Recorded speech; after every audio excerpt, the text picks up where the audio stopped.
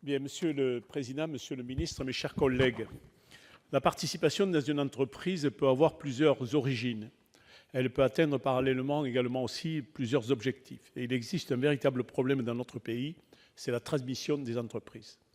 Quand on est chef d'entreprise et que l'on veut transmettre son entreprise pour cause de départ à la retraite ou pour des raisons personnelles, cela relève parfois de la mission du combattant. Dans ces différents cas, un ou plusieurs salariés, ou même un tiers, seraient intéressés pour reprendre cette entreprise à laquelle ils sont très attachés. Pourtant, ces salariés, quand ils se présentent aux banques, le crédit leur est bien souvent refusé, faute d'apport suffisant. La participation plus importante du salarié dans l'entreprise pourrait constituer une première ébauche dans la reprise de cette même entreprise. Il s'agit là d'anticiper cette reprise. Or, ce dispositif d'incitation manque dans notre législation.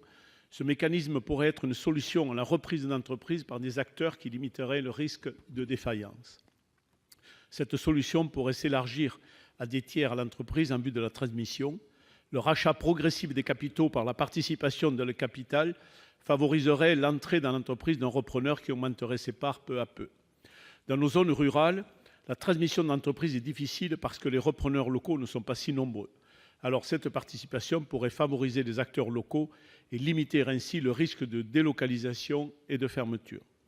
Une autre solution réside dans la confiance des banques et d'outils spécialement adaptés pour la reprise de ces mêmes entreprises. Il existait, il y a quelques années, auprès des organismes bancaires, ce qu'on appelait des codévis. Investir et soutenir nos entreprises peut intéresser un grand nombre de nos concitoyens qui souhaitent apporter leur épargne dans le tissu économique local. C'est certainement un concept à imaginer ou à réimaginer. Vous comprenez, Monsieur le Ministre, que cette question de la transmission d'entreprise me tient particulièrement à cœur. C'est qu'il est toujours cruel de voir les entreprises sur son territoire fermer ou partir alors que des personnes locales auraient pu reprendre si on avait su anticiper cette cession. J'espère que vous tiendrez compte de cette contribution dans votre prochaine réflexion concernant la participation dans les entreprises. Je vous remercie. Merci. Monsieur le ministre. Merci beaucoup, monsieur le sénateur, pour cette question. C'est une question très importante. Et je ne pourrais rien vous cacher, il y a deux groupes qui vont travailler sur ces questions, parce que c'est à la fois le sujet de la participation, et c'est la question d'un groupe de travail qui va être consacré à la création, à la croissance, à la transmission, au rebond, à la reprise. Avec tous ces sujets qu'on a dans nos territoires, que vous connaissez bien, d'entreprises où il y a une problématique pour trouver un repreneur et où on n'y arrive pas. Et donc ce sera un sujet qui sera traité de manière transversale entre ces deux chantiers importants, qui sera un peu à cheval parce que c'est le cas. Alors il existe un précédent de fonds de reprise avec un exemple unique qui est celui de la Redoute, qui est intervenu en 2006. Donc on n'est pas vraiment dans la PME de nos territoires, ni dans des enjeux très locaux. Mais c'est un mécanisme qui existe. Alors il est extrêmement contraignant. Je vous fais grâce des différents éléments qui sont nécessaires pour sa mise en œuvre. Pour autant, c'est un dispositif qui est intéressant dans le cas d'une reprise. Jusqu'à 95% de l'actif peut être investi en titre de l'entreprise.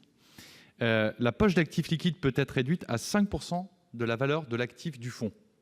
Donc c'est un premier élément intéressant. Et le second élément, c'est que par dérogation aux autres FCPE, le conseil de surveillance du FCPE de reprise est composé uniquement de salariés élus par l'ensemble des salariés qui sont eux-mêmes porteurs de parts.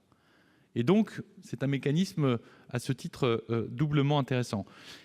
Il existe des solutions, il existe des dispositifs, il faudra donc les adapter.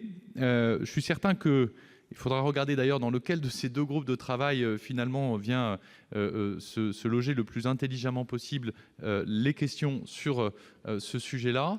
Mais si vous souhaitez en tout cas nous saisir de cette question, puisque vous semblez vous-même en avoir fait l'expérience dans votre territoire, en tout cas on en serait très heureux, parce que c'est un des éléments, à mon avis, indispensables, notamment sur le sujet de la reprise pour les très petites entreprises, dont on sait, quand on regarde la pyramide des âges dans certains de nos départements où il y a des taux de vieillissement plus importants que d'autres, que ces sujets-là se poseront immanquablement dans les 5 ans. Et donc, plutôt que de prendre le problème pleine face quand on arrive au pied du mur, si on peut l'anticiper, je crois que nous y serons tous gagnants. Oui, merci Monsieur le Ministre. Donc, question suivante. La parole est à Madame Florence Lassarade. Monsieur le Président, Monsieur le Ministre, mes chers